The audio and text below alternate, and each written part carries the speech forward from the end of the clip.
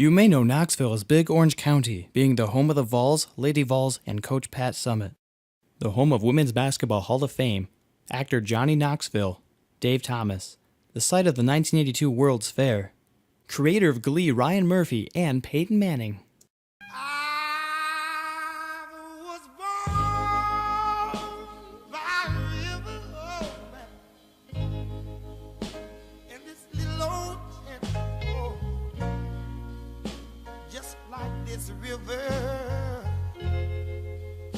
Knoxville college students marched through downtown lunch counters during the first stages of the Knoxville sit-in movement.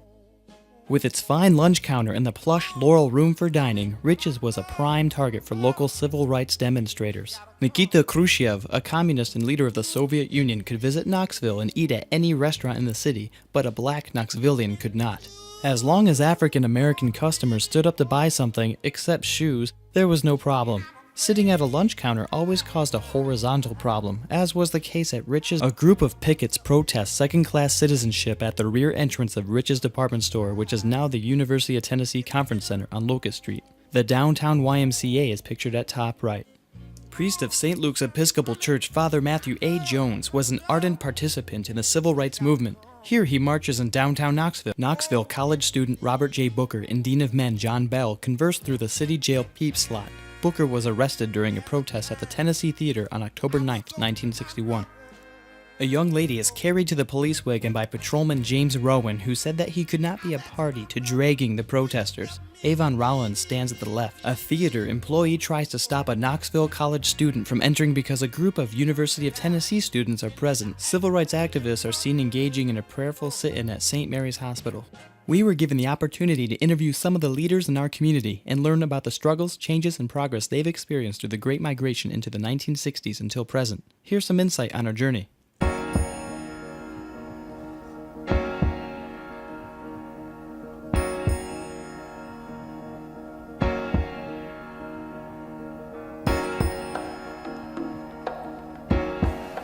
What's the point? What was the point of this activity?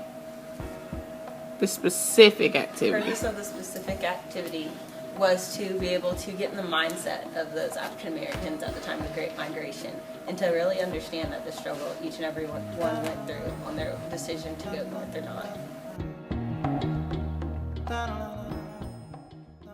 This is a song for every girl who's ever been through something she thought she couldn't make it through, yeah. I sing these words because I was that girl too, wanting something better than this, but who do I turn to? Now we're moving from the darkness into the light.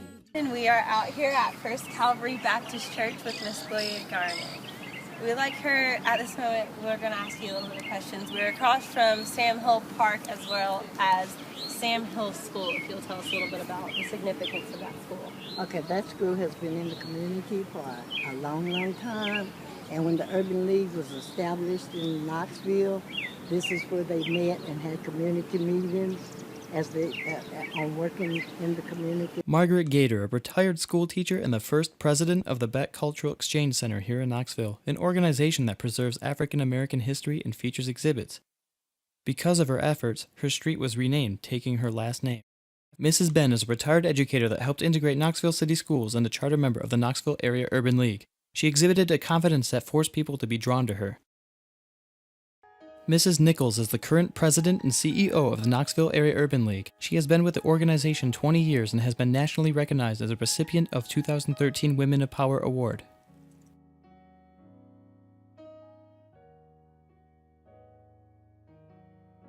We enjoyed visiting Robert Minter and being guests on his radio show. He has had a radio show called Business on Demand for over 15 years, highlighting, advertising, and recognizing minority-owned businesses.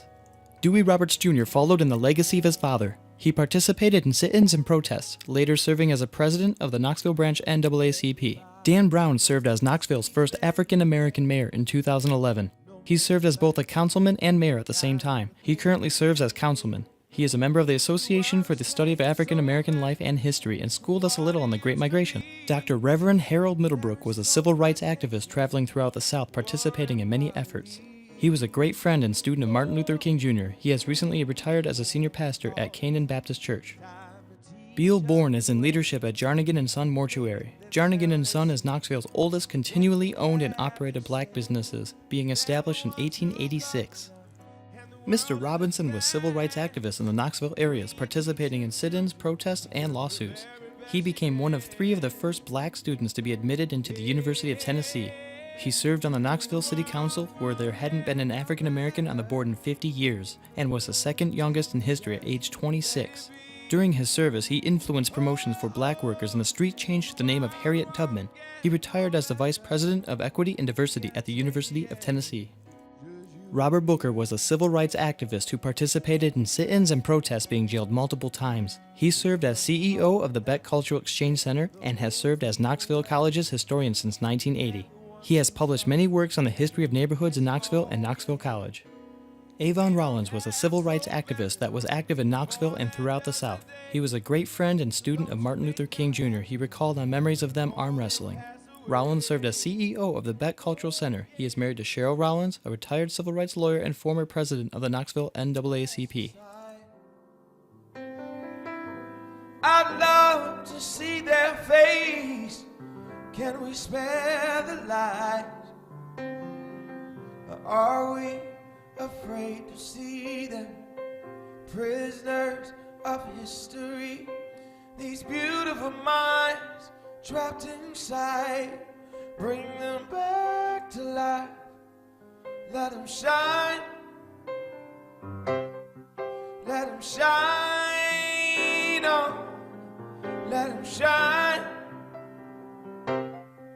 Let them shine on.